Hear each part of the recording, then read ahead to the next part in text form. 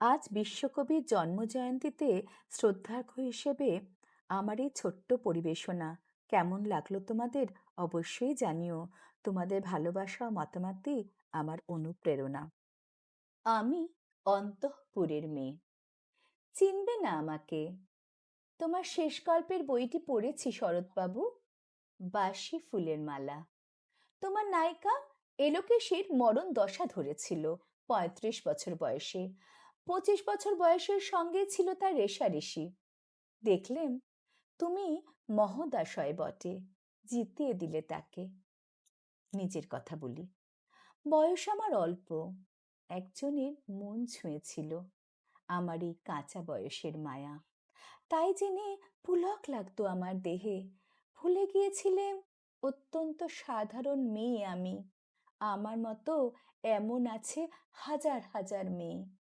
অল্প বয়সের মন্ত্র তাদের যৌবনে। তোমায় দোহাই দিই, একটি সাধারণ মেয়ের গল্প লেখো তুমি। বড় দুঃখ তার। তারও স্বভাবের গভীরে অসাধারণ যদি কিছু তলিয়ে থাকে কোথাও, কেমন করে প্রমাণ করবে সে? এমন কজন মেলে যারা তা ধরতে পারে?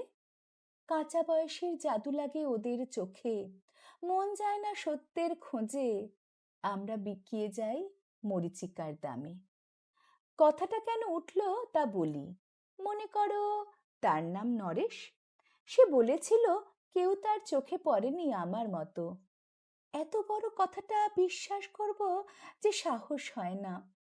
না করব যে এমন জোর কই।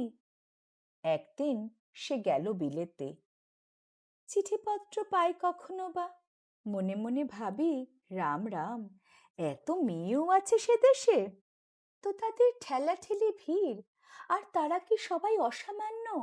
এত বুদ্ধি, এত উজ্জ্বলতা।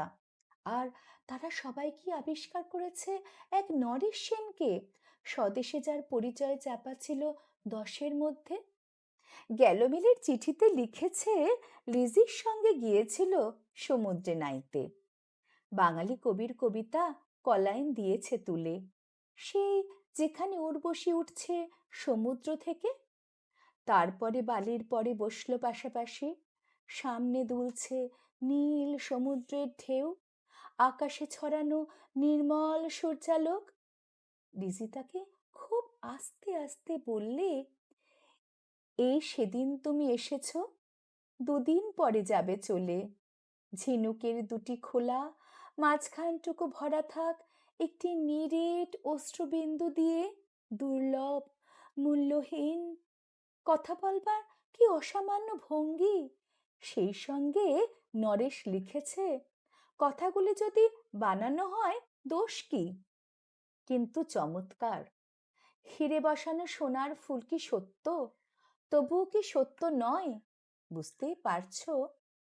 একটা তুলনার সংকেত ওর চিঠিতে অদৃশ্য কাঁটার মতো আমার বুকের কাছে বিঁধিয়ে দিয়ে জানায়, আমি অত্যন্ত সাধারণ মেয়ে। মূল্যবানকে পুরো মূল্য চুকিয়ে দিই, এমন ধন নেই আমার হাতে। ওগো, না হয় তাই হলো, না হয় ঋণী রইলেম চিরজীবন। পায়ে পড়ি তোমার, একটা গল্প লেখো তুমি শরৎবাবু। নিতান্ত সাধারণ মেয়ের গল্প, যে দুর্ভাগিনীকে দূরের থেকে পাল্লা দিতে হয় অন্তত 5-7 জন অসামান্যার সঙ্গে, অর্থাৎ সপ্তরথিনীর মার। বুঝে নিয়েছি, আমার কপাল ভেঙেছে, হার হয়েছে আমার। কিন্তু তুমি যার কথা লিখবে তাকে জিতিয়ে দিও আমার হয়ে। পড়তে পড়তে বুক যেন ওঠে ফুলে। ফুলচন্দন পড়ুক তোমার কলমের মুখে।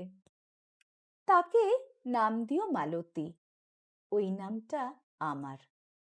ধরা পড়বার ভয় নেই, এমন অনেক মালতী আছে বাংলাদেশে।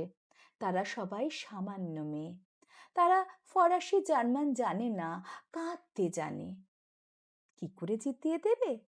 উচ্চ তোমার মন, তোমার লেখনী মহীয়সী। তুমি হয়তো ওকে নিয়ে যাবে ত্যাগের পথে, দুঃখের চরমে, শকুন্তলার মতো।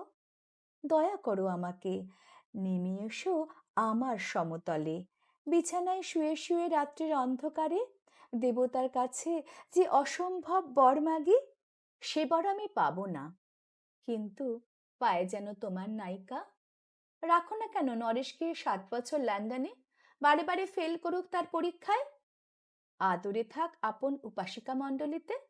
ইতিমধ্যে মালতী পাশ করুক এম.এ কলকাতা বিশ্ববিদ্যালয়ে, গণিতে হোক প্রথম তোমার কলমের এক আঁচড়ে। কিন্তু ওইখানে যদি থামো, তোমার সাহিত্য সম্রাট নামে পড়বে কলঙ্ক। আমার দশা যাই হোক, খাটো করো না তোমার কল্পনা। তুমি তো কৃপণ নও বিধাতার মতো। মেয়েটাকে তাও পাঠিয়ে ইউরোপে। সেখানে যারা জ্ঞানী, যারা বিদ্বান, যারা বীর, যারা কবি, যারা শিল্পী, যারা রাজা, দল বেঁধে আসুক ওর চারদিকে। জ্যোতির্বিদের মতো আবিষ্কার করুক ওকে, শুধু বিদুষী বলে নয়, নারী বলে। ওর মধ্যে যে বিশ্ববিজয়ী জাদু আছে, ধরা পড়ুক তার রহস্য। মুরের দেশে নয়, যে দেশে আছে সমজদার, আছে দরদি, আছে ইংরেজ, জার্মান, ফরাসি। মালতীর সম্মানের জন্য সভা ডাকা হোক না, বড় বড় নামজাদা সভা। মনে করা যাক সেখানে বর্ষণ হচ্ছে মুষলধারে চাটুবাক্য, মাঝখান দিয়ে সে চলেছে অবহেলায়, ঢেউয়ের ওপর দিয়ে যেন পালের নৌকো। ওর চোখ দেখে ওরা করছে কানাকানি, সবাই বলছে ভারতবর্ষের সজল মেঘ আর উজ্জ্বল রৌদ্র মিলেছে ওর মোহিনী দৃষ্টিতে। এইখানে জনান্তিকে বলে রাখি, সৃষ্টিকর্তার প্রসাদ সত্যই আজ আমার চোখে। বলতে হলো নিজের মুখেই। এখনো কোনো ইউরোপীয় রসককের সাক্ষাৎ ঘটেনি কপালে। নরেশ এসে দাঁড়াক সেই কোণে, আর সেই অসামান্য মেয়ের দল। আর তারপরে তারপরে আমার নোটিশ একটি মুড়লো, স্বপ্ন আমার ফুরলো। হায় রে সামান্য মেয়ে, হায় রে বিধাতার শক্তির অপব্যয়।